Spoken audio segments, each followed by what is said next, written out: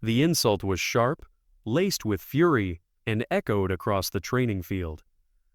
"Wake up, soldier," barked the SEAL commander, his voice cutting through the morning air like a blade. Around him, recruits froze mid-motion, rifles half raised, sweat dripping down their temples, all eyes flicking toward the one who had fallen behind. A woman sat slumped against the dusty wooden wall, her rifle limp across her lap, her eyelids heavy as if weighed down by something far greater than fatigue. The commander's shadow loomed over her, his clenched fist hovering, not in violence but in demand. He wasn't speaking to her body. He was speaking to her spirit. And in that tense, breathless silence, every soldier watching knew this was no ordinary reprimand. It was a battlefield of its own. The woman's name was Elena Torres, and every line etched on her face told a story that no one had yet heard. She carried herself like a ghost among the living, always present, yet never fully awake. During drills, when others shouted, charged, and bled determination, Elena's movement seemed dulled, her eyes glazed, her body folding into moments of stillness that looked too much like sleep. The recruits whispered behind her back, some mocked, others pitied. None understood. Elena was no stranger to war. Her silence was not born of laziness, but of memories she dared not revisit. She had grown up in the sonorous hum of a working-class neighborhood, where military service was considered both an honor and a sentence. She enlisted young, chasing the echo of her father's footsteps, a man who had returned from Iraq with medals shining on his chest and silence heavy in his eyes. Elena's world was shaped by that silence. The dinners eaten without conversation, the nights where footsteps never came back home, the mornings she awoke to the sound of her mother weeping in the kitchen. She joined not because she dreamed of war, but because she longed to understand it, to step into her father's shoes, and perhaps to carry a burden that had once nearly crushed him. But combat training did not ask for understanding, it demanded endurance. Where others screamed through pain, Elena drifted into the numbness of exhaustion. Instructors saw defiance, teammates saw weakness, and still she remained silent. The commander who now stood over her had no patience for silence. Commander Hayes was a man forged in the fires of combat. Every scar on his body a testament to survival, every wrinkle around his eyes earned through decisions that determined whether others lived or died. He despised wasted potential.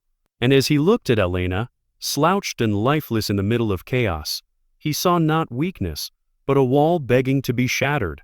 "Wake up, soldier," his voice didn't ask. It demanded. His words hit her like artillery, each syllable rattling the cage she had built around herself.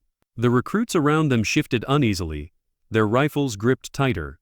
Some smirked, already writing her off. Others glanced at each other with pity, as if watching someone being publicly buried in shame. And yet, Elena didn't move. Her breath came shallow, her gaze unfocused, her fingers brushing absently against the cold steel of her weapon. She wasn't asleep, she was somewhere far away. Inside her mind, she was back in Afghanistan. She was back to the night when fire painted the sky, when the ground quaked beneath her boots, and when she lost more than comrades. She lost herself.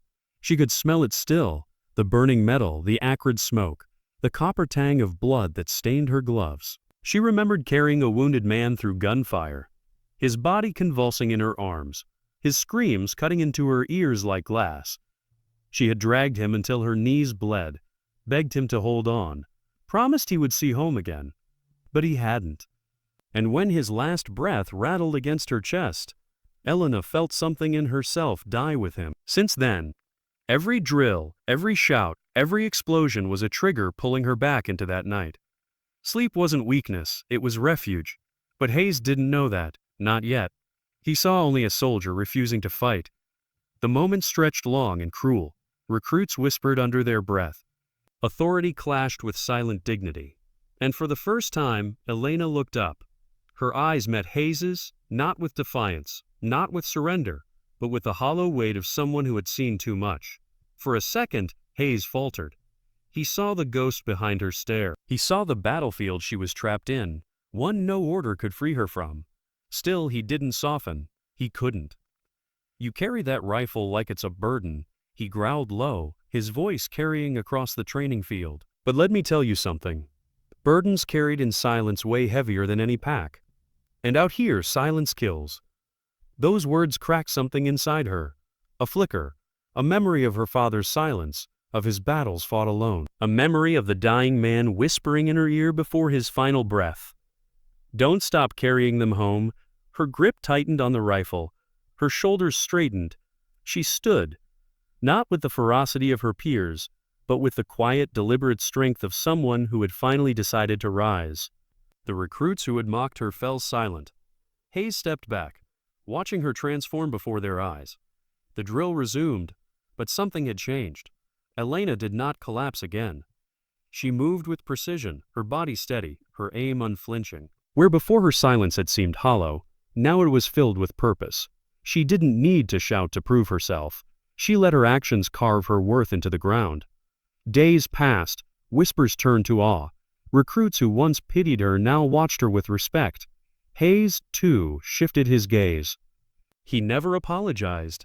Commanders rarely did. But one morning, as Elena stood ready at the front of the line, he let a sentence slip, quiet enough for only her to hear.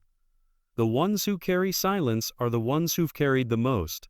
From then on, she became something of a legend within the unit. Not because she was the loudest, or the fastest, or the strongest, but because she embodied something rare, a soldier who fought battles unseen, who carried ghosts not as chains but as armor. And when recruits faltered, when exhaustion crushed them, it was Elena who became their quiet example. There was a moment, weeks later, when a younger recruit collapsed mid-drill, sobbing from exhaustion and humiliation. Elena didn't shout at her. She knelt beside her, pressed the rifle back into her hands, and whispered words only that recruit would ever hear. The girl stood, trembling but determined, and finished the drill. From a distance, Hayes watched, his lips curling into something that might have been pride. Elena never sought glory. She didn't need medals or applause. Her victory was quieter, deeper. It was the realization that she could carry her ghosts and still move forward. That silence didn't have to be a prison, but could instead be her greatest strength. And when the commander's words, those same words that once cut her open, echoed across the base again, they carried a different weight. "Wake up, soldier," he barked at another struggling recruit.